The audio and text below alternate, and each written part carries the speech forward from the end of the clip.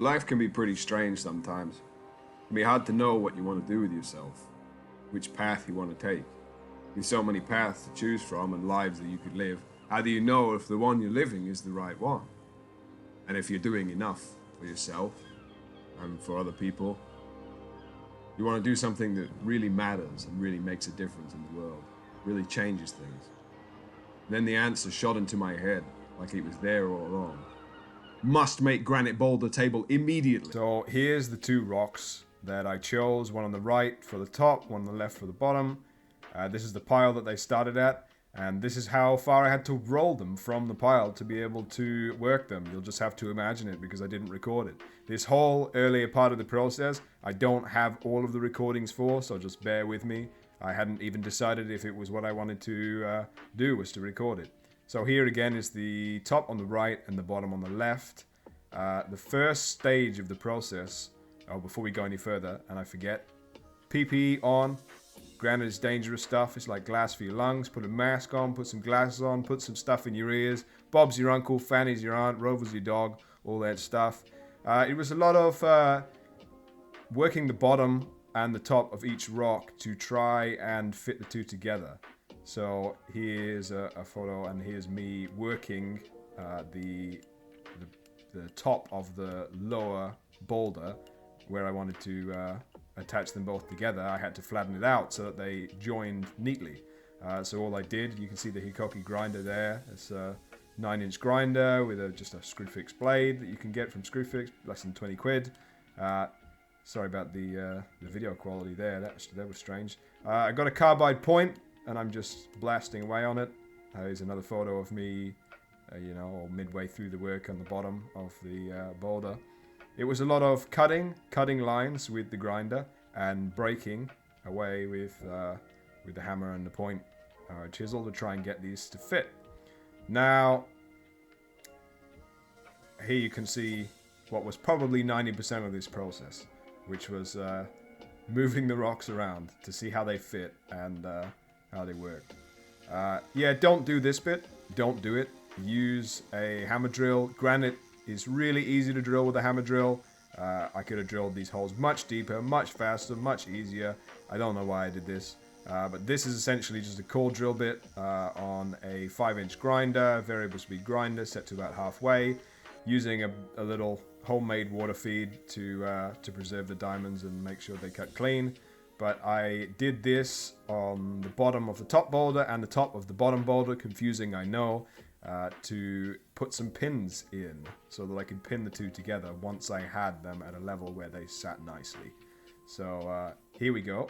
I drilled the holes and put some metal pins, cut some metal pins out of some old rebar to pin them together. If I was going to do this again, I'd probably make bigger pins, drill deeper, but you live and you learn. So I carried on working the boulders to make them fit better together. Here's just a tungsten carbide point and a lump hammer, just working around it a little bit. And once I had them at the level where I was happy,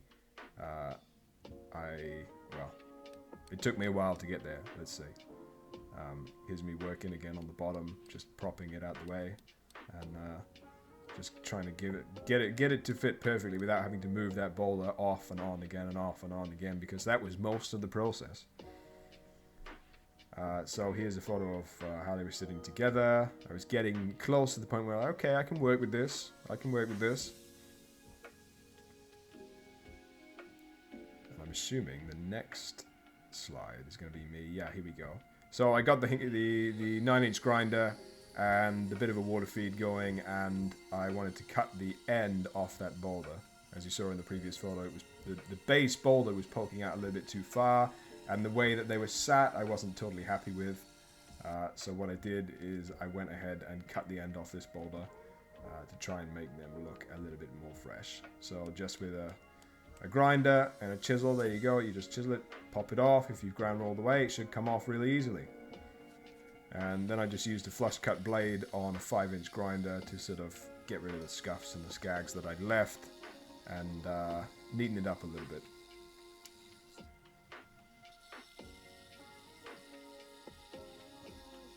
Yeah, in an ideal world, you want to be using water tools for these, but you can make do with what you have.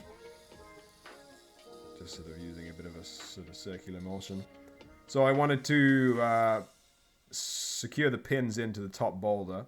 I won't actually secure them both together until the very end in order to move them about, because both together makes it basically an impossible thing to move. You can only really move the pieces separately. I'm using Harbor Stone Bond epoxy. All you do is you just sort of get a bit of the epoxy, you mix it together with the hardening agent on whatever you have, and poke it inside the holes, and poke it all around the pins that you got, and stick the pins in, and repeat that process for all three, and just sort of neaten it up all around the edges, make sure it's a nice strong bond, and there's no air in any of them or any dust. You've got to make sure the surface is nice and clean first as well. So I did all three, waited for them to harden, came back, Bob's your uncle. Here's me very accurately measuring from non-level surface to where I wanted to make the top of the table. Obviously I had to work from the lowest point on the boulder because I wanted as much surface area on the table as possible. So I measured up and very accurately, as you can see, marked with a point and a hammer, where just a few little points measured up, and cut a very accurate line, as you can see, with my flush cut blade around the stone, just roughly. I wasn't too worried about being deadly accurate with this because I knew that I was going to probably work it down slightly further than the line anyway, and taper the corners off and the edges off. So I just wanted a rough sort of line of where I wanted the top of the boulder to be, so that I could start cutting the bulk of the material away. Got some very fetching trousers on, ready for more water feeding. Obviously, in an ideal world, you want a water feed, power cutter, petrol, road saw, hot saw, whatever you want to call it. In an ideal world, you do not want to be water feeding electric tools. However, this is 110 volt, and it's reasonably safe. We make do with what we have. So all I'm doing here with the grinder is cutting down towards the line, and then blasting away each little section. It's called cut and break. It's really common in stonework. It's how you remove material. And I continued to cut and break, and as I got closer towards the line, I started using a smaller blade just so I could be more accurate in my cuts. I wasn't water feeding. These blades you can get from Screwfix for almost nothing. They're cheap as chips. And just cutting away and doing exactly the same process, cutting and breaking, working closer and closer to the line. Just a little cold chisel there. Granite's quite tough stuff, and so you want a chisel that you can really give it a good whack and not be too worried about. Pointing a little bit of some of the lumps away with that carbide point that I used before, and slowly dressing it closer and closer to that line. Rinse and repeat. Rinse and repeat. That's the name of the game here. You can see I'm sort of going along the edges and tickling the edges to get them pretty close to precise on that line. Again, pointing off all the lumps, slowly working down, lower.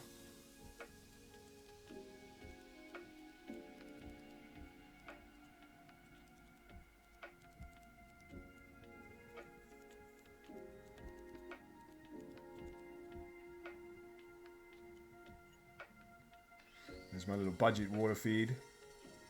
5 litre bottle, full of water, dribbling all over the bloody thing. And as you can see, it's less than ideal. I'm still putting out a lot of dust. The idea is that you want to wet the blade enough that you're not getting little to no dust off this at all. A, to make it safe for yourself, and B, to preserve the blade, and so it lasts longer during your cuts. But these, as I said, they're just Screwfix blades. I'm not too worried about them. Back in the fetching trousers, blasting away, getting closer and closer to that line that you can see now. It's getting flatter and flatter. Just cutting and breaking the last of it off.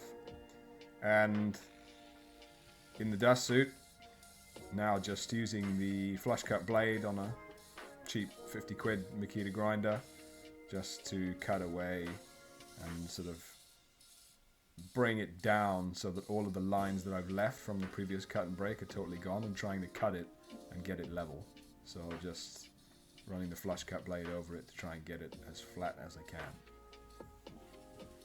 There was a section, actually, I don't know if I videoed it, where I had cut slightly too low with the cut and break, and I sort of had to, yeah, sort of bring the entire thing slightly lower than I wanted to, but at the end of the day, we still got good surface area at the table, and I just required a little bit more cutting. Here I'm sort of going around the sections that I could see were slightly high and just cutting out the lumps to bring them down, so angling the flush cut blade slightly to achieve that result.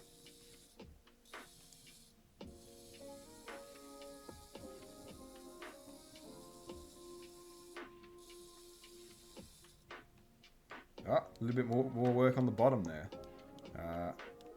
Yeah, leveling out the bottom some more. This is, I think, the bottom of the base, and just getting it to a point where I was totally happy with the level. Yeah, flattened it out, flushed it off, time to polish. Easy as that. This was a cold day, so I'm all wrapped up real warm. Just using a variable speed grinder on the lowest setting. You know, sort of 2,000 or 3,000 RPM I think you can deal with. You know, correct me if I'm wrong. But yeah, just using some wet polishing pads that you can buy off Amazon. They usually sell you a mount with it as well.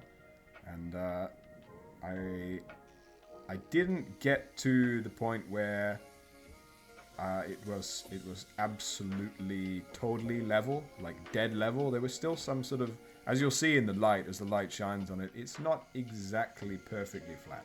But I didn't really care. I don't really want it to be perfectly flat. It's a boulder. It's natural, you know. We're going for something raw, something that feels like it's come from nature. So I just used the polishing pads, and here I am tickling the edges off as well.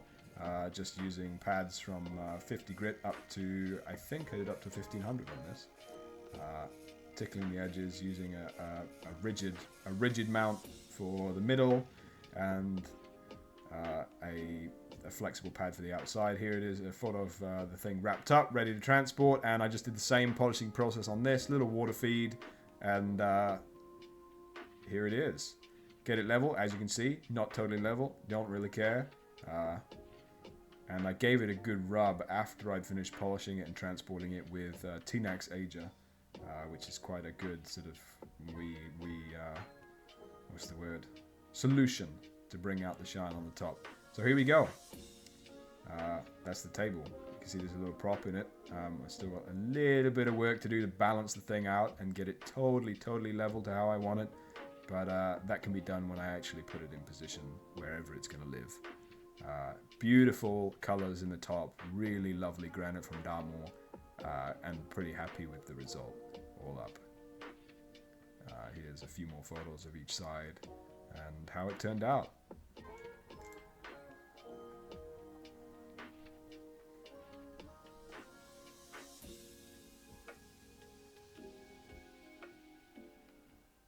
There you have it.